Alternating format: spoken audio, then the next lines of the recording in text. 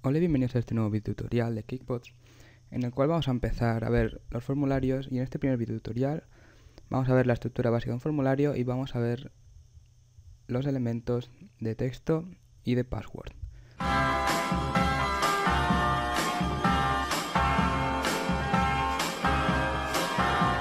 Empezamos creando en nuestro HTML la estructura básica. En HTML5 vamos a ponerle un título, por ejemplo, de formulario, y vamos a enlazar un CSS. Se llama indexstyle.css, ya lo tenemos aquí enlazada con esta etiqueta de link, y ahora vamos a empezar a crear el formulario. El formulario siempre hay que crearlo dentro de las etiquetas de form,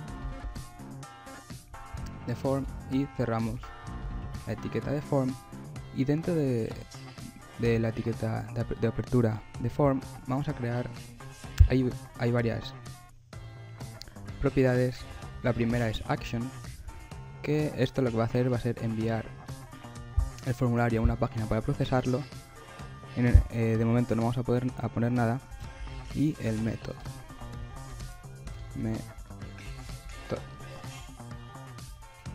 método, que el método tenemos dos tipos de métodos, que sería el post, el que se envía la mayoría de formularios, y el get, el que se envía las variables a través de la URL. Pero en este caso todo esto del action y el método tiene que ver con PHP y de momento no lo vamos a ver. De momento simplemente tenéis que tener claro que todos los elementos de los formularios van a ir dentro de las etiquetas de form. Vamos a empezar a ver nuestra etiqueta de form, pero primero vamos a ver cómo poner un texto. Los textos que por ejemplo pone nombre y aquí pone el cuadro para escribir tu nombre, eso se escribe dentro de la etiqueta de label. Vemos que aquí no nos ha salido un for, ahora luego vemos para qué sirve, y dentro de esa etiqueta vamos a escribir por ejemplo nombre. Vamos al navegador y vemos que aquí ya tenemos nuestro texto con la palabra nombre, lo cual ahora vamos a añadir aquí un campo de tipo texto para poner nuestro nombre.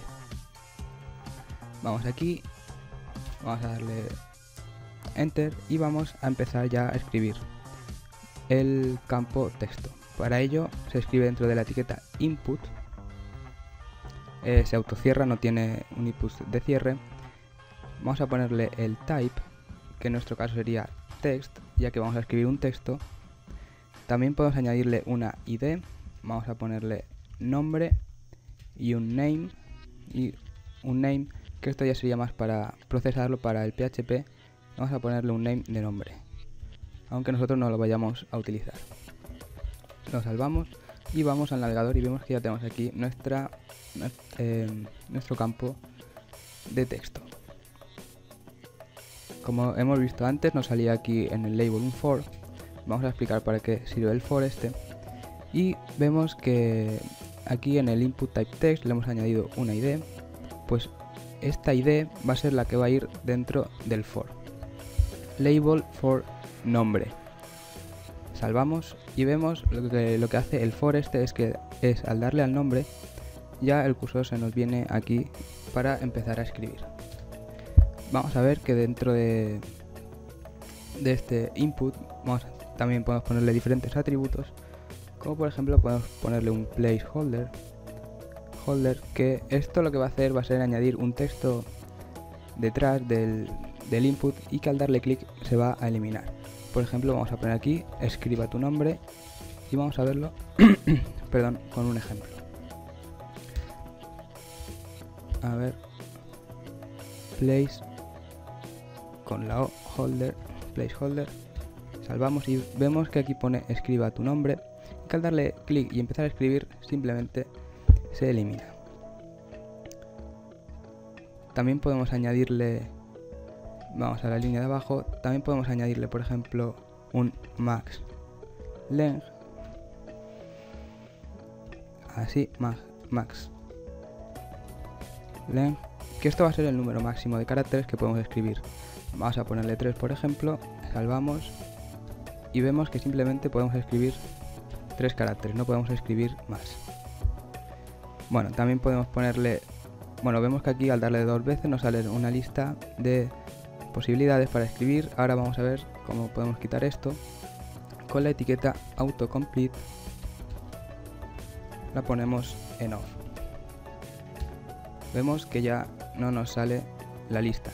Si queremos activarlo o lo quitamos o lo ponemos en on, pero así viene por defecto en on, así es que sería ponerlo en off. Bueno, vamos a ver para qué sirve ahora la etiqueta de autofocus.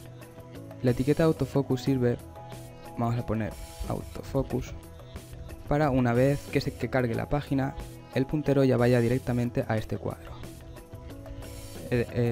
Esta etiqueta solo lo puede tener un input del formulario. Es decir, si ponemos autofocus es igual a autofocus, vemos que al recargar la página, a ver que hemos escrito mal, autofocus, así, autofocus, al recargar la página vemos que el cursor ya se pone directamente encima del input. Y por último vamos a ver la propiedad de read only, que esto lo que sirve es simplemente para no poder editar el cuadro, sino simplemente va a servir para leerlo. Vamos a poner read only es igual a read only. Salvamos y vemos que ya no podemos escribir ni podemos hacer nada en el cuadro, es simplemente para leer. Vale, vamos a quitar unas propiedades y vamos a ver el CSS. Vamos a quitarle todo esto, vamos a dejarlo hasta el placeholder, así. Vale, una vez hecho esto vamos a empezar a editar con CSS. Recordamos que le hemos puesto al input una ID de nombre. Para ello entramos desde CSS a un input con la ID nombre. Abrimos nuestros paréntesis y podemos ponerle todas las propiedades que os imaginéis. Podemos ponerle un margin, por ejemplo, de 20 píxeles. Y vemos que se le va a crear un margin de 20 píxeles. Vemos que al label también se le ha creado, ya que el label va con el input, con este input. Vamos a ponerle también podemos ponerle un width, es decir, un ancho. Vamos a ponerle 500 píxeles para que se note. Vemos que ya se nos ha hecho más grande. Y también podemos ponerle un height, es decir, un alto. Vamos a ponerle, por ejemplo, 30 píxeles. Y vemos que ahora al poner el height, a la hora de escribir siempre se va a escribir centrado. Vamos a ponerle, vemos que a la hora de escribir está muy pegado a la parte izquierda, y el placeholder, a ver, también está muy pegado a la izquierda. Para ello hay que ponerle un padding. Normalmente en los inputs el padding solo se pone el padding left. Vamos a ponerle 10 píxeles. Lo que va a hacer esto es despegar un poco el texto de la parte izquierda, y a la hora de escribir también se despega de la parte izquierda y ya no queda tan feo. También, por supuesto, podemos ponerle un background color. Vamos a ponerle un red para verlo. Vemos que se pone el background color. También podemos ponerle, por ejemplo, bueno, vamos a ver primero cómo quitar el color este amarillo o cambiarlo. Para quitarlo simplemente le ponemos un outline y le ponemos none. Una vez puesto none, vemos que el color amarillo ya no sale. Y si queremos cambiarlo de color, es decir, si queremos que sí que salga, le ponemos un outline color, dos puntos, y seleccionamos un color. Yo voy a elegir un color